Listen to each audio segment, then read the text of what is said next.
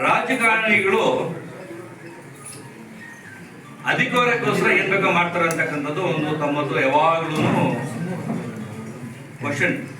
ಪತ್ರಿಕಾ ಮಾಧ್ಯಮದ್ದು ಯಾವತ್ತು ತಮ್ಮದು ಎಲ್ಲರದ್ದು ಕ್ವಶನ್. ತಾವು ಯಾವಾಗ ಆನ್ಸರ್ ಕೊಡ್ತೀರಾ ಜನರಿಗೆ?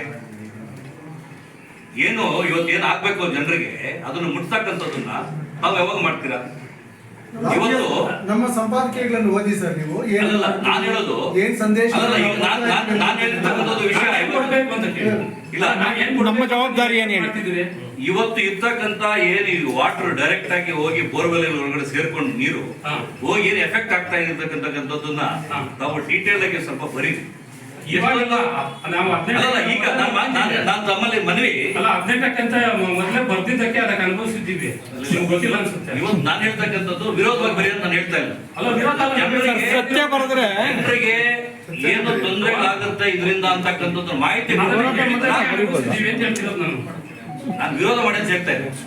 ವಿರೋಧ ಅಲ್ಲ, ಯಾರ ಬಗ್ಗೆ ವಿರೋಧ ಮಾಡಿ ಅಂತ ಹೇಳ್ತಾ ಇಲ್ಲ, ಮಾಹಿತಿ ಚೆನ್ನಾಗಿ ಕೊಡಿ ಜನಗಳಿಗೆ ಅಂತ ಹೇಳ್ತಾ ಇದ್ದೀನಿ. ಸರಿ ಸರ್, ನೀವು ನಿಮ್ಮ ಪಕ್ಷದಿಂದ ಪ್ರತಿಯೊಂದು ಹಳ್ಳಿಗೆ ಭೇಟಿ ಮಾಡಿ ಜನರಿಗೆ ಅರಿವು ಮೂಡಿಸುವಂತ ಕೆಲಸ ನೀವ್ ಯಾಕೆ ಮಾಡಬಾರ್ದು? ಆಯ್ತು, ಈಗ ನಾನು ಮಾಡ್ತೀನಿ. ಯಾವಾಗಿಂದ ಪ್ರಾರಂಭ ಆಗುತ್ತೆ ಮಾಡೋದಕ್ಕೆ ಅದನ್ನ ಪ್ರಚಾರ ಯಾರು ಮಾಡ್ಬೇಕು? ಅದನ್ನ ನಾವೇ ಮಾಡ್ತೀವಿ. ಯಾವಾಗಿಂದ ಮಾಡ್ತೀರಾ? ಕರೀರಿ ಸರ್. ಈಗ ಅದನ್ನ ತಮ್ಮಲ್ಲಿ ವಿನಂತಿ ಮಾಡ್ತಾ ಇದ್ದೀನಿ.